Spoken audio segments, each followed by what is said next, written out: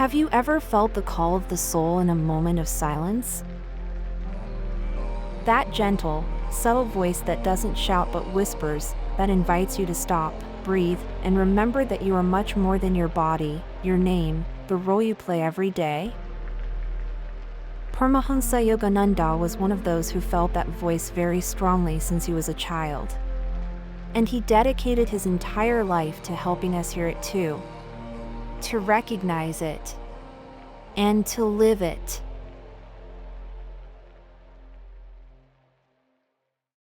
Yogananda was born in India in 1893 with the name of Mukundalal Ghosh. From an early age, he showed an extraordinary spiritual sensitivity. He was not attracted by the games of other children. He sought saints, ascetics, meditators. He dreamed of the Himalayas and the realization of the self. He often said that his spiritual thirst was insatiable, a deep hunger for God, for truth, for union with the whole.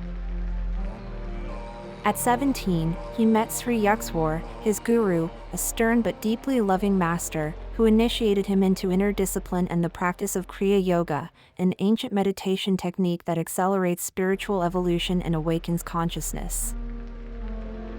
The mission in the West. In 1920, Yogananda felt the time had come. He had to bring to the West the essence of yoga, not as gymnastics or physical exercise, but as a science of the soul. He was invited to the United States as a delegate to the International Congress of Religious Liberals in Boston. That trip changed history. Thus began his long stay in America, lasting over 30 years, during which he gave thousands of conferences, wrote books, founded spiritual centers, and inspired thousands of people. The autobiography that changed the world. In 1946, he published his masterpiece, Autobiography of a Yogi, a book that literally opened the doors of spiritual India to millions of people around the world. Steve Jobs, the founder of Apple, kept a copy on his personal iPad. George Harrison of the Beatles read it regularly. And even today, decades after his death, the book continues to inspire readers of all cultures and religions. Why? Because it is authentic, full of miracles, but also of profound humanity. It tells of the inner life, the encounters with incredible masters, the mystical experiences, but also the challenges, the doubts, the falls. It is a book that takes you by the hand and accompanies you inside yourself. Kriya Yoga, Science of the Soul.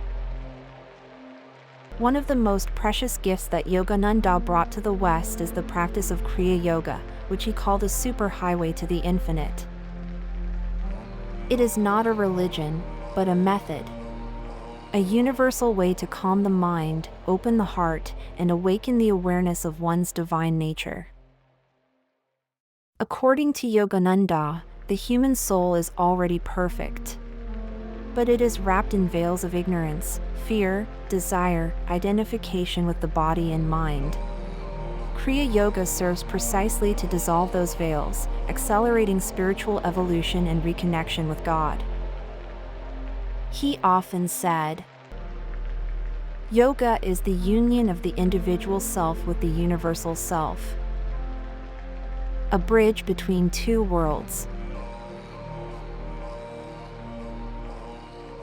What makes Yogananda so unique is his way of uniting East and West with grace and intelligence. He spoke of God in universal terms. He found affinities between the Bhagavad Gita and the Gospels, between Krishna and Jesus, between Eastern meditation and the deepest Christian prayer. He said that all religions teach fundamental truths, but that the essence is often lost in dogmas, rituals, separations. His invitation was to return to the direct, personal, interior experience of God. He didn't want to convert anyone. He just wanted to inspire, to awaken, to touch the heart. Curiosities from his life. He was very fond of music and composed spiritual songs in Sanskrit and English. One of his most famous songs is Door of My Heart, which is still sung in many ashrams today. He was deeply humorous and affectionate, and often broke the mystical seriousness with a joke that made everyone smile. When asked if he believed in miracles, he said, "God is the greatest scientist. Miracles are simply laws that man has not yet understood."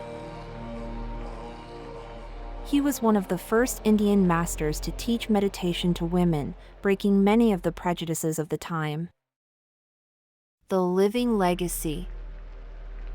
Yogananda left his body in 1952 after reciting a poem about India to an audience in California. He fell to the ground in perfect peace. His body showed no signs of decomposition for weeks, a documented event that many took as a sign of his spiritual attainment. But what has never really died is its message. Even today, millions of people practice Kriya Yoga, read his books, meditate on his words, and find comfort and guidance in his light. His organizations, such as Self-Realization Fellowship and Ananda, continue his mission throughout the world, teaching meditation, yoga, and loving service. A message for you. Yogananda reminded us that God is not far away, not in another life, not in another world. He is here, now, inside you. Meditation is not a luxury, it is a necessity for the heart. Peace is not something to be found outside, but something to be awakened within. Be always calm, blissful, in God. This is your true self. So breathe. Close your eyes for a moment. Remember who you are. As he said, you are a child of the infinite, come to this earth to rejoice, to serve, and to remember your true nature.